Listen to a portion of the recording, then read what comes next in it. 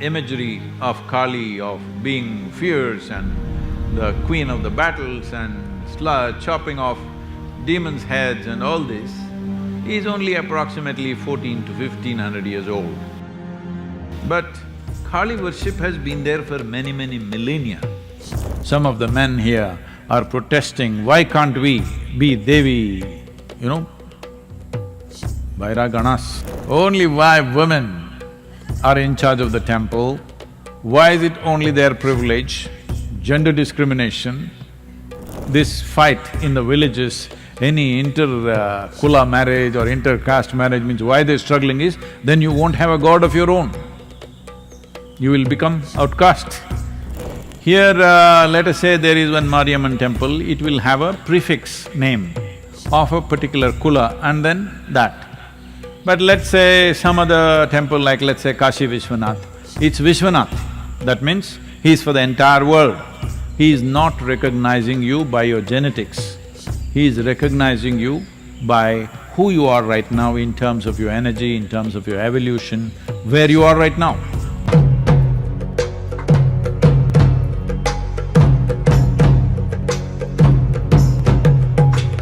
There are very beautiful incidents.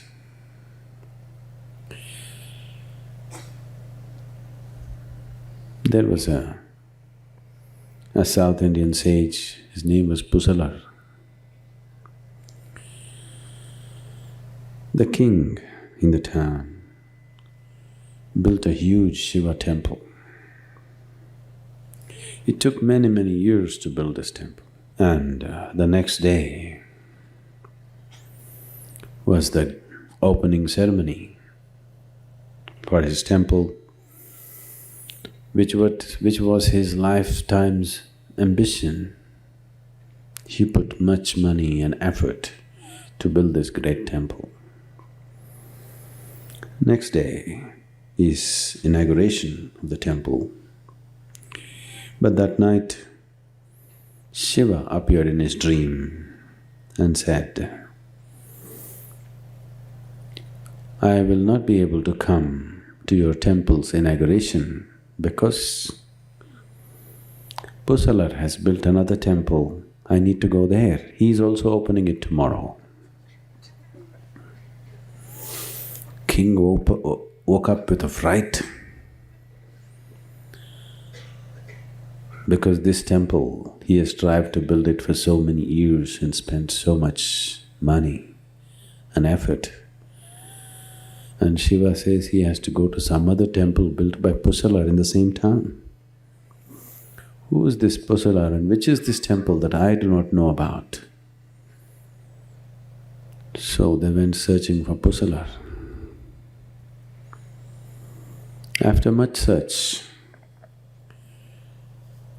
they found Pusalar in a small hut, a cobbler by profession. Those days, not a profession that was looked up to, but looked down upon. So the king went there and asked, where is your temple? Shiva says, he's going to go to your temple, not mine. Where is it? Pusalar said, I just built it in my mind.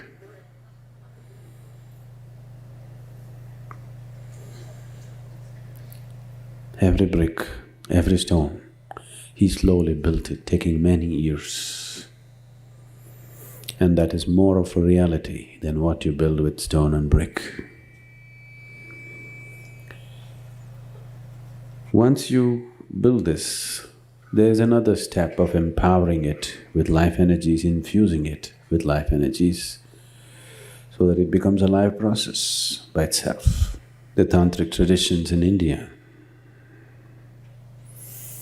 have variety of gods, especially goddesses. These goddesses were created by people.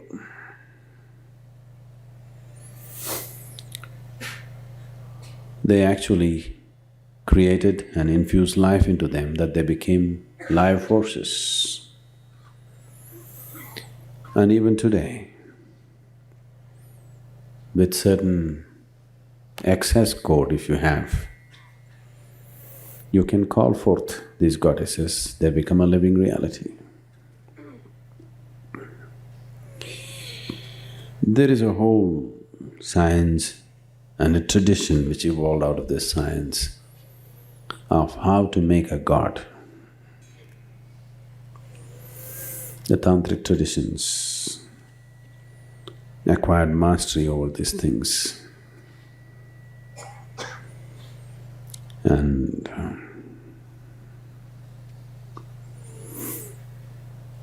generally, if I go into the details of this, it'll be very hard to digest.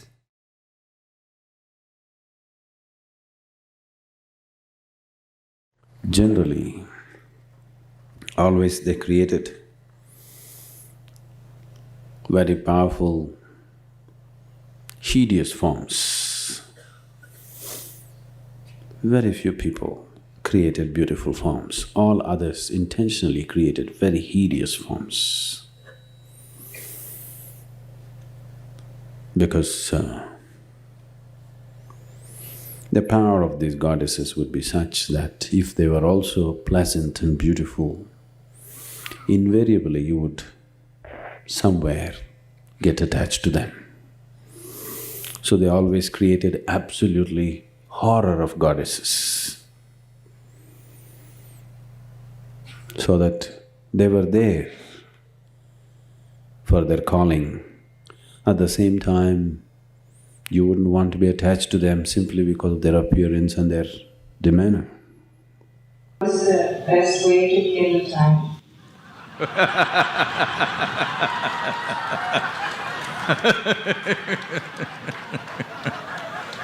I'm glad all of you got it.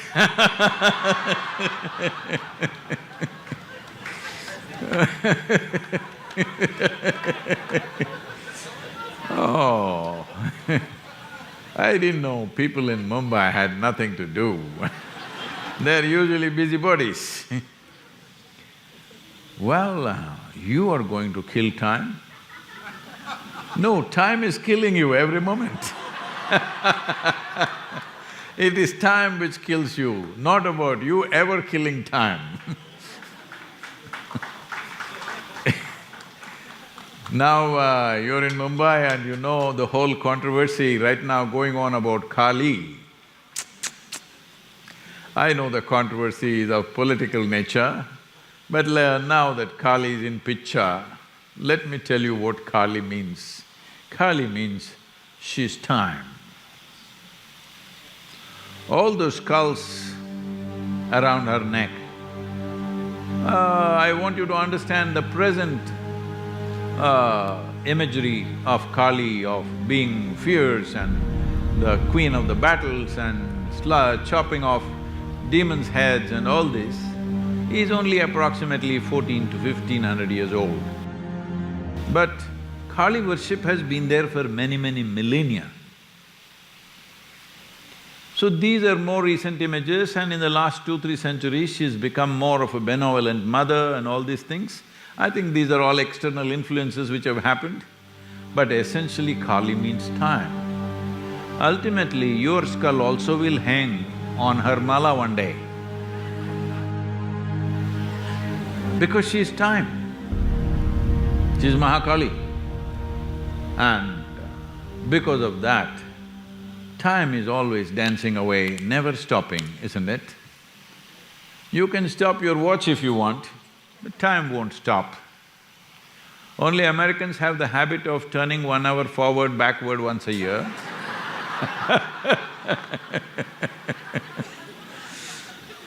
Otherwise, it's always running away. Once I did time travel. See, I'm not an ordinary man.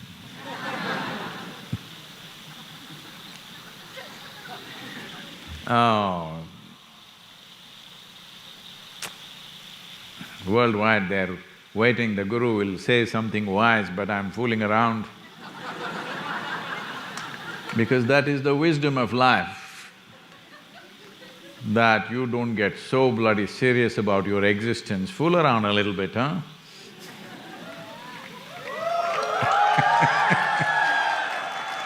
No, the boys are understanding fooling around differently.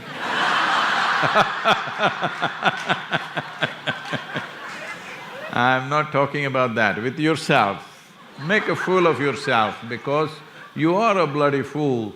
You're sitting on this tiny little mud ball which you call as planet Earth in the middle of nowhere, and how many things you think about yourself and how significant you become when you're just a speck. Both in terms of space and time, you occupy just a speck of this cosmos. So Kali represents both time and space. The word Kali means… Kala means time, Kala also means emptiness, or Kali also means emptiness or space. So there is only one term in yoga for both time and space because we don't see it differently. It's modern intellect which is trying to see it like this.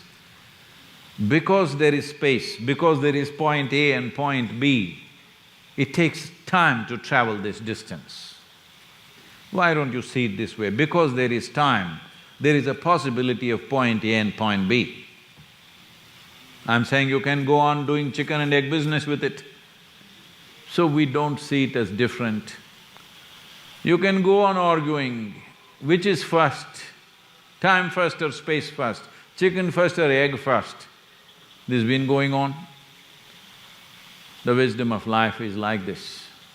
One day, Shankaran Pillai, it was a reunion of their college people after many years, 15, 20 years later.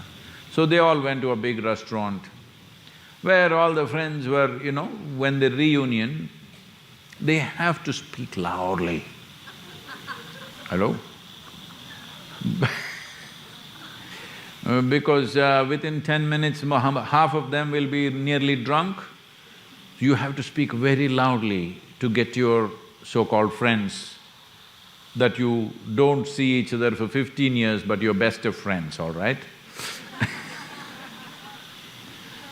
So others were busy talking and drinking, and Shankaran Pillai, everybody ordered all kinds of food. Shankaran Pillai just waiting for the food, he's hungry. He's not interested in the conversation because he knows when he was in college also they spoke no sense. Now, nonsense matures. Yes. See, you listen to your teenage children, they're kuchu kuchu kuchu kuchu, they're going. You think, what nonsense are they talking like this non-stop? But they listen to your conversations and say, this is dumb nonsense. Because they see their nonsense is matured. Nothing really big change happened. Same thing, taking on different forms. So, Shankaran Pillai just sat there waiting for food. Then this debate came off. Is chicken first or egg first? Big argument happening among all these people, almost fighting over it. Then somebody poked Shankaran Pillai in the rib. Hey, what is this? You're just sitting there, what do you think? Does chicken come first or egg come first? Shankaran Pillai looked like this and said, whichever they ordered first will come.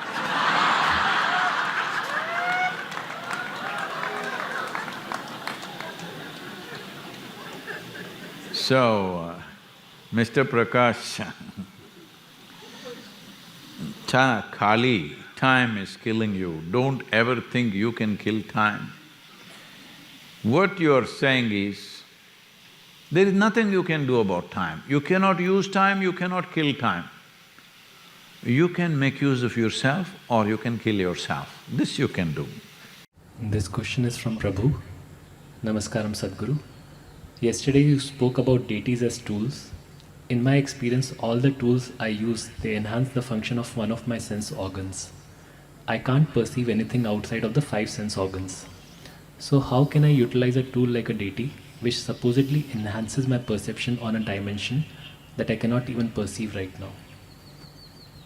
No, first enhance the existing perception. Wear spectacles, you'll see better, Yes, Just a small lens, an invisible lens, a contact lens if you wear, suddenly the world becomes clear, you know. That's all it takes.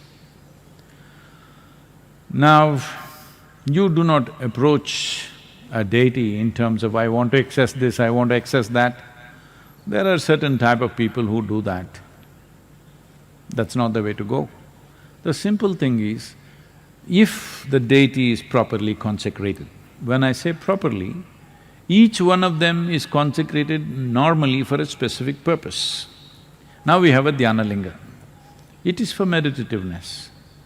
You don't cry there, go there and cry, dhyana linga, my financial situation not working out, please. That guy just sits like this. Because he doesn't know what is financial situation, he doesn't care.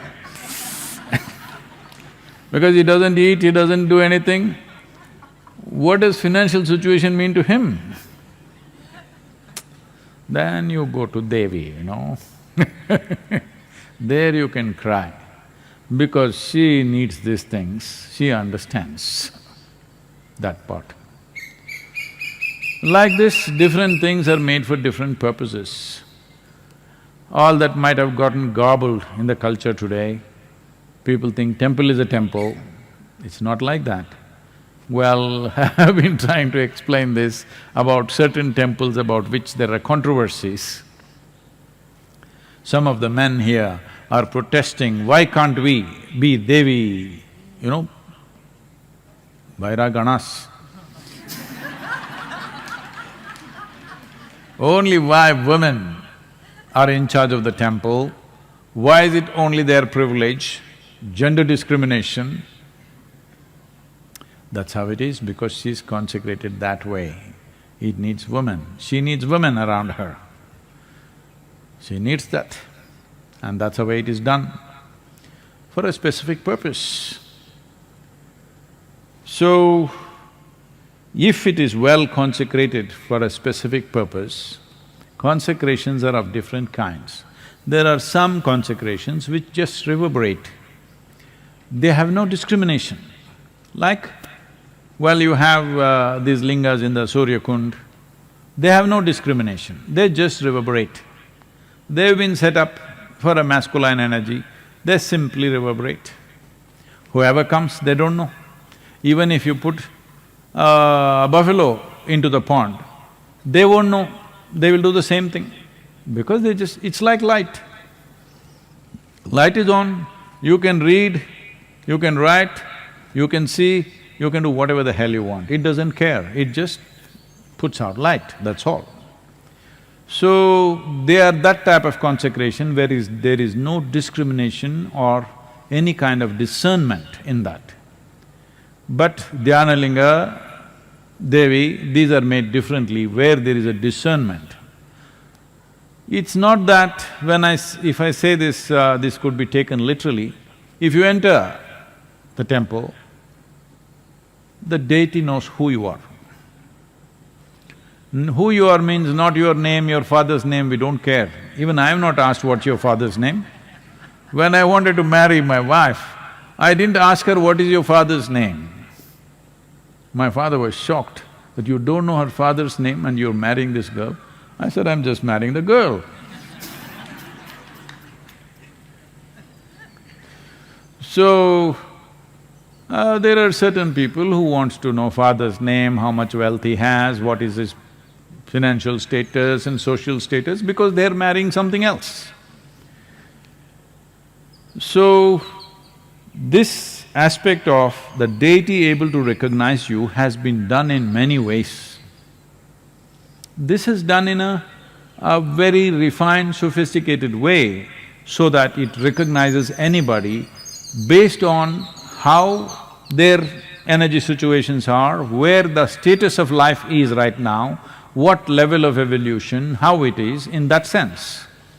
But there are other deities which is very common in southern India, which is probably these days lost in north, is we have Kula Devatas or Kula Daivams. That means a particular deity created for a particular Kula. Kula means a smaller segment of a caste. So here the genetic map of this kula is kept and the deity is consecrated to serve only that type of genetics. This is why this fight in the villages, any inter-kula marriage or inter-caste marriage means why they're struggling is, then you won't have a god of your own. You will become outcast. Well, that's taken on a social dimension and an ugly forms, that's a different matter. But essentially it is coming from this fundamental understanding because you have created an energy form which takes care of this particular genetic information. If somebody who doesn't belong to that comes, it won't respond. So these things were done in a very scientific way for different purposes. There are many fantastic processes even today, but mostly lost. So it is better to create universal things which are not based on genetics but based on the evolution of one's energy. That is what we are doing. That is why these new temples, which will not recognize you by genetics, it will not recognize you by your parentage, but will recognize you for what you are right now.